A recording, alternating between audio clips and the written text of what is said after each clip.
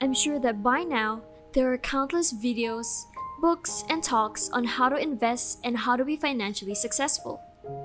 You've probably also come across a few here and there without even having to search for them. I guess you could say that being a savvy investor is a typical modern day goal. Although, I find that it's also the abundance of information online that can confuse investors on what to do and what not to do. Actually, you may be wondering who I am. I am but your simple everyday investor, perhaps someone like you. And maybe you may have experienced some of the setbacks that I have once faced, or even triumphed in ways similar to me. But my humble story towards becoming a better investor goes a little something like this, and I hope that my experiences can help you carve out an investment path of your own. It all started with 2 pages in a book that told me to find your circus. Intrigued and confused, I read on and realized that despite finding conventional success and keeping up with the rat race, I was tired of this aimlessness. And perhaps it was mere exposure or a fear of missing out, I considered the idea of investing to be the answer to help me get out of this rut. I too wanted to find my own circus, to run the race that points towards my dreams, to what gives me enjoyment. It's true, I am in the pursuit of earning more money so that I can achieve my financial freedom one day and do the things that I've always wanted to do, travel the world, and gain new experiences. Relying on my career alone seemed like such a short-sighted idea.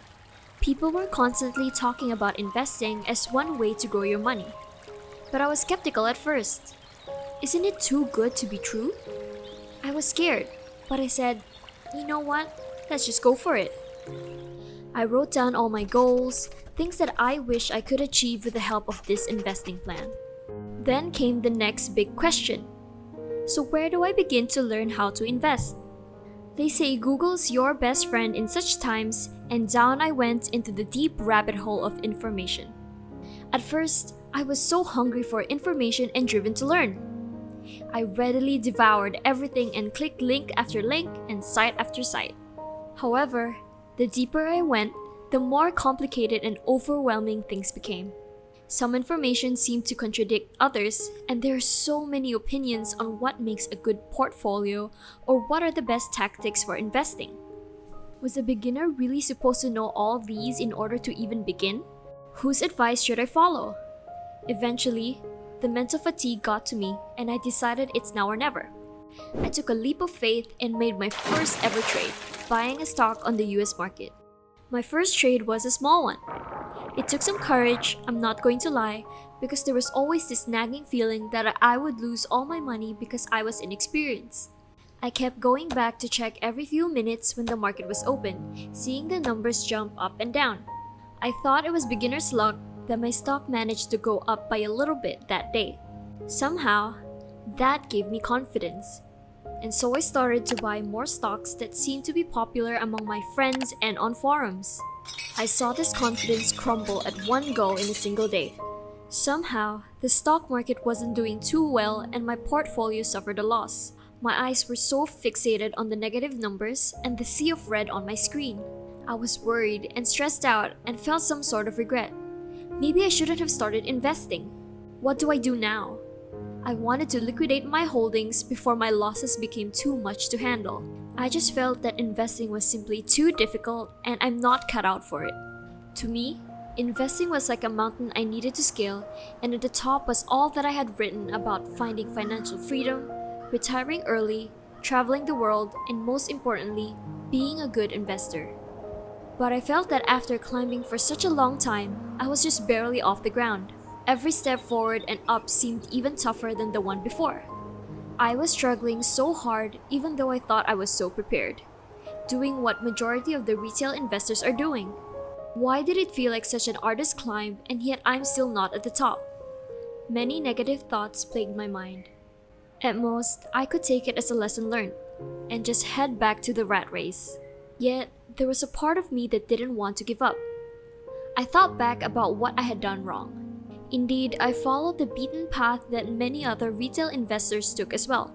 I invested in what they invested and adopted similar strategies, even though there were times when I didn't really understand why. Just as I was already about to put my foot down and abandon ship on this investment idea, I came across a simple name: the Joyful Investors on the internet. I don't know why I took notice of it, perhaps because it was the first time I ever saw joy being associated with investing, an experience that had so far only given me stress and sleepless nights. From there, I began to look more into the Joyful Investors. Their relatable and humble content speaks to me. But most importantly, they taught me how to invest better. Better not in terms of tactical skills, but better in terms of investing with motivation and excitement.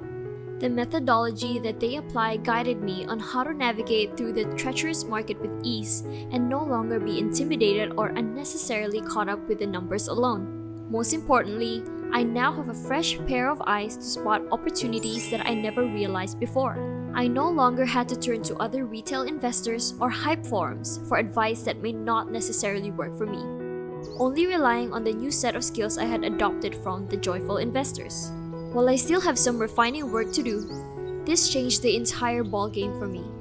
It was because of this new perspective and how I'm no longer a fearful investor that I felt that it was only right for me to tweak my investment goals and align them with my new perspective.